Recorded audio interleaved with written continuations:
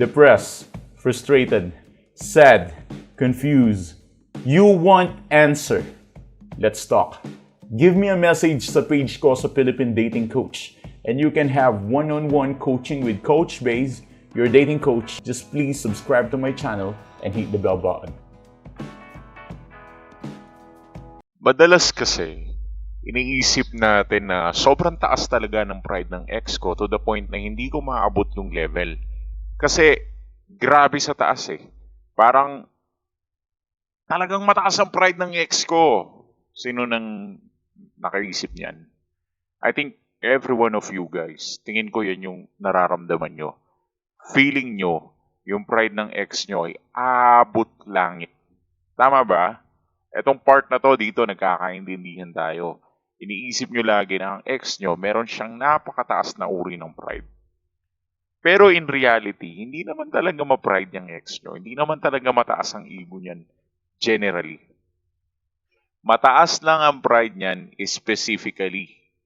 Okay, let us make some sort of different analysis about this.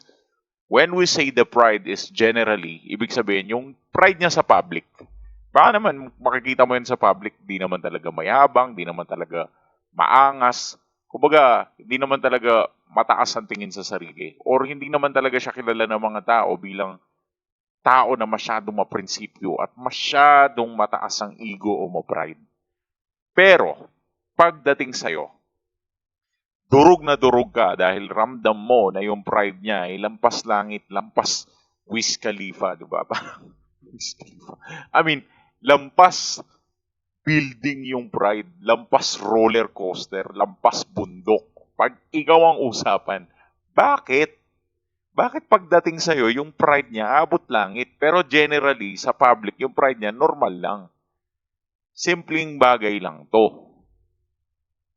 Kaya sobrang pride ng ex mo sa'yo, huwag mong isipin na ikaw lang ha. Lahat actually ng mga dinamp, sobrang pa-pride ng mga exes nila. Talagang matataas ang ego nila. Bakit mataas ang pride? Mataas ba ang pride niya personally? Yung pagkatao niya? Hindi naman. Mataas lang ang pride niya pagdating sa'yo. Kasi wala ka ng silbi sa kanya.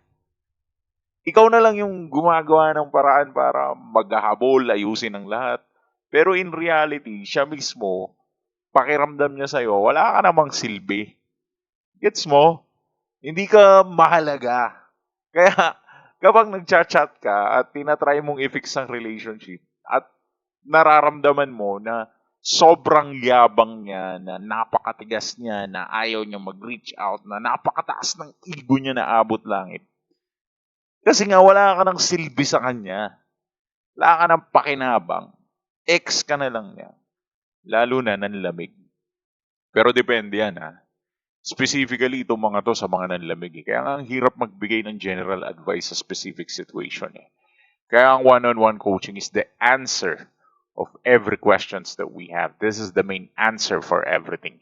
Kaya one-on-one coaching, pa-one-on-one coaching na lang kayo kung gusto nyo ibalik ang ex nyo. Anyways, the main question is, the theoretical thing is, paano ba ika-counter yung pride ng ex ko? Pakiramdam niya kasi wala na akong silbi. Pakiramdam niya wala na akong pakinabang. Dito na pupunta yung punto na take control of yourself. Kontrolin mo na sarili mo. Lagi mong tatandaan, ang pride ng ex mo, pagdating sa'yo, ikaw lang ang nagbibigay niyan. The more na binibigyan mo siya ng value, ng halaga, the more na naghahabol ka, the more na nararamdaman niya na ikaw willing ka pa rin na i-settle down everything para lang ma-fix ang relationship. The more na nararamdaman niyang needy ka, needy. The more na nafe-feel niya yung neediness mo. The more na binibigyan mo siya ng power para magkaroon ng pride.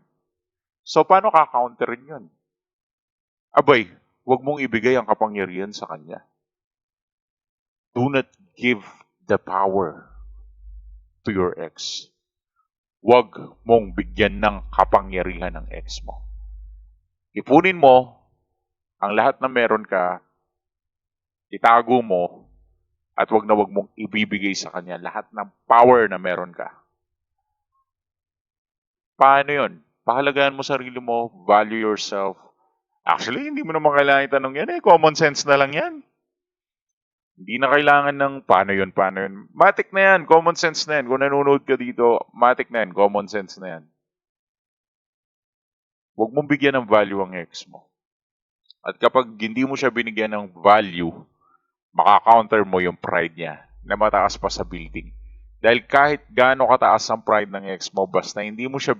Kasi yung pride na yan, kinukuha lang yan sa value na binibigay mo sa kanya.